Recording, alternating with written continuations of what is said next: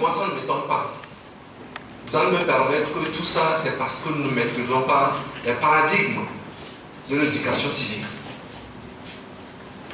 Au Togo, si j'ai posé la question à M. Folly de savoir par quel moyen allez-vous détecter ces gens-là qui auront la méfiance de Dieu, c'est parce qu'au Togo, il y a plus de religieux que les hommes de foi.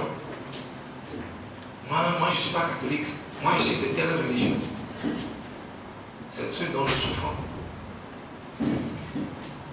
Mais, je vais aller droit au but. Ce qui m'a appelé ici. Mais permettez-moi de présenter mon modérateur, il s'appelle Kondo Akomambo Pamlavi, le président national du mouvement pour l'épanouissement de l'étudiant togolais. Moi-même, je m'appelle Kodia Audi. Je fus le président national du mouvement pour l'épanouissement de l'étudiant togolais.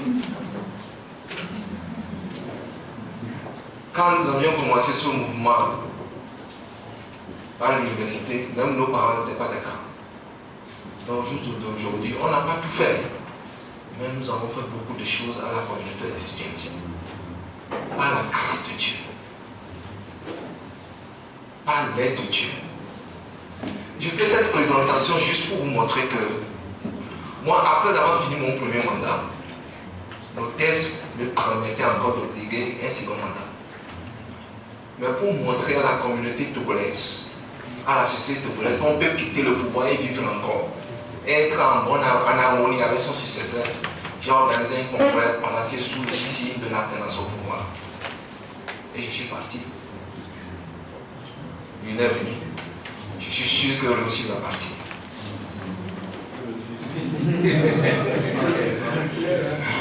Il ne peut rien faire parce que ceux qui nous ont précédés nous ont laissé une leçon. Et nous avons décidé de sacraliser cette leçon pour donner un exemple à nos politiciens. C'est un chemin à parcourir et je suis sûr que ça va arriver. Le thème pour lequel nous nous sommes réunis dans la salle aujourd'hui s'intitule Civil, défi de la jeunesse togolaise. Combien de jeunes voyons-nous dans cette salle? Tout ça, c'est parce que nous avons reçu une éducation. Si c'est qu'on avait dit, on distribuait 2000 ou bien à manger, cette salle ne pouvait pas contenir les jeunes. Si je vous dis le nombre de jeunes à qui j'ai remis main à main la carte d'invitation, nous avons eu 20 cartes d'invitation avec le programme. Nous avons distribué tout. Nous sommes sur une plateforme, sur WhatsApp. J'ai adressé plus de 50 invitations. Au moins 25 m'ont répondu, nous sommes là. Le matin, quand je suis venu, je ne le voyais pas. J'ai demandé à savoir pourquoi vous n'êtes pas là. Nous sommes en route. Nous sommes en route jusqu'à. Il a pratiquement 18 ans. Ils ne sont pas criés là. Mais moi, ça ne me tombe pas. Voilà pourquoi j'ai accepté d'explorer quelques pistes de réflexion sur le thème. Pour voir quel type de société voulons-nous construire pour demain.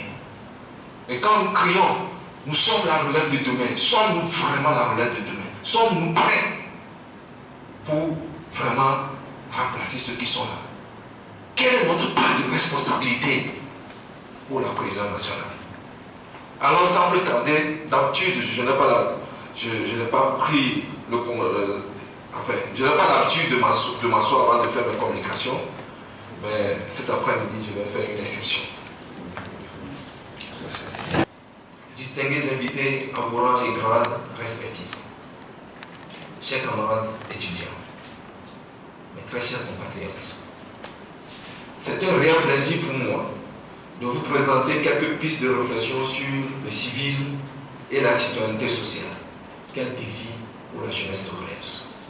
Mesdames et messieurs, si j'ai accepté de me livrer à cet exercice de ce jour, c'est par rapport à mes expériences en tant que leader d'opinion et surtout eu égard à la situation relative à l'éducation civique qui prévaut actuellement dans notre pays.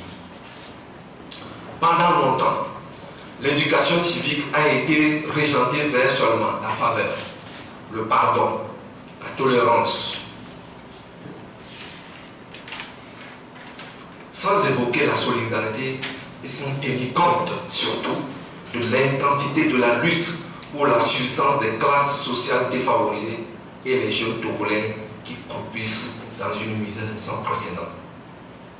Or, plus que des valeurs, les termes comme liberté, légalité, solidarité nationale, cohésion nationale sont des principes qui forment la matière d'une éducation à la citoyenneté. Mesdames et messieurs, mon exposé de ce soir repose sur 3 volets. Premièrement, nous ne pouvons pas maîtriser le sujet sans définir les concepts. Ensuite, j'aborderai l'état des lieux de l'effectivité de la citoyenneté dans notre pays. Enfin, je terminerai mon exposé par les défis à relever par la jeunesse togolaise.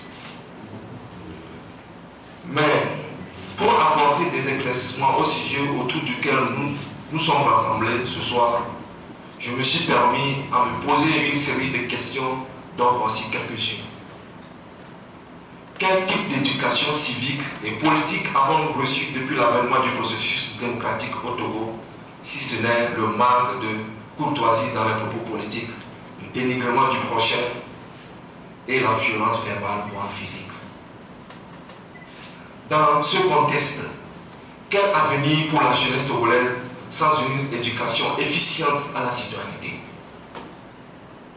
Quel avenir pour la nation togolaise sans une dose suffisante de civisme relayé à tous les niveaux de la couche sociale togolaise?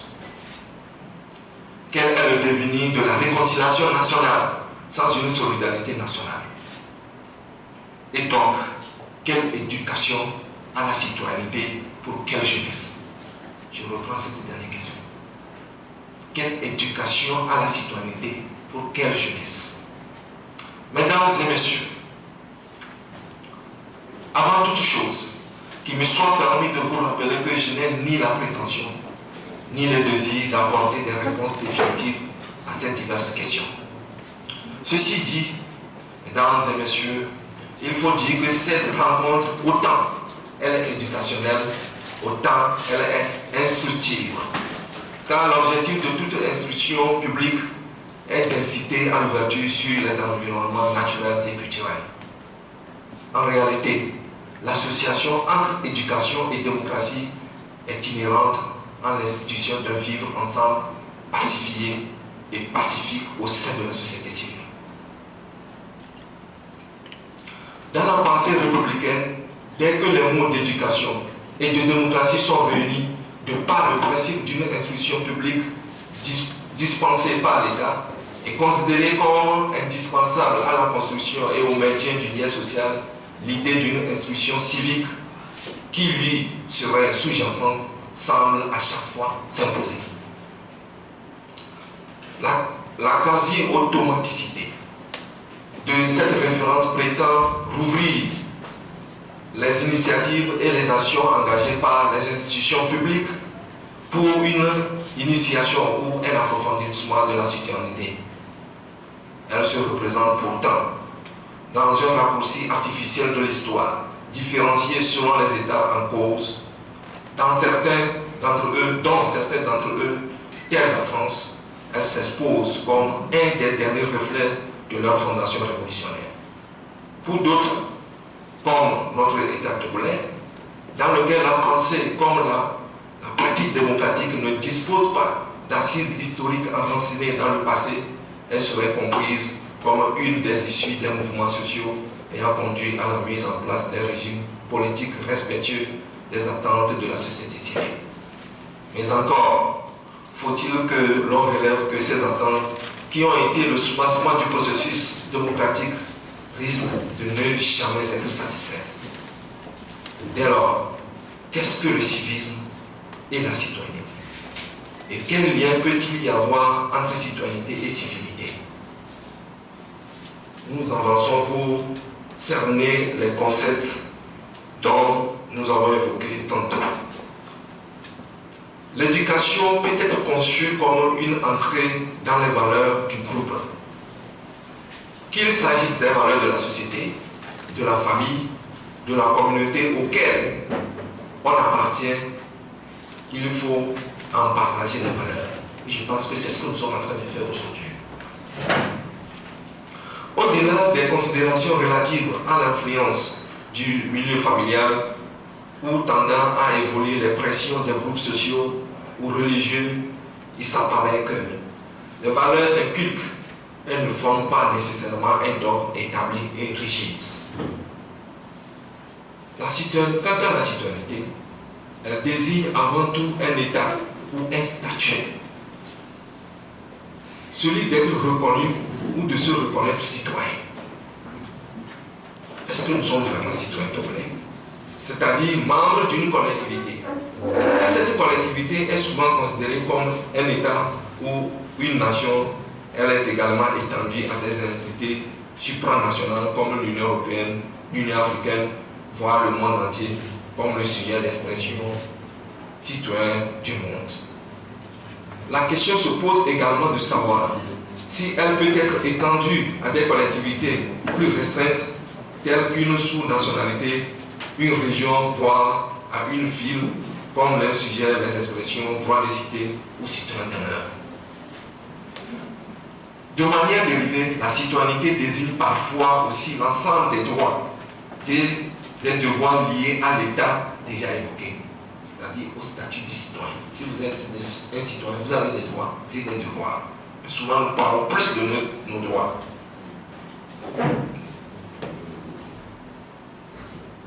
De manière également dérivée, l'adjectif citoyen est parfois utilisé pour désigner une attitude morale proche d'une attitude civique, mais dont la valeur serait plus élevée que celle-ci. Parfois, cette attitude est également désignée par le substantif citoyenneté.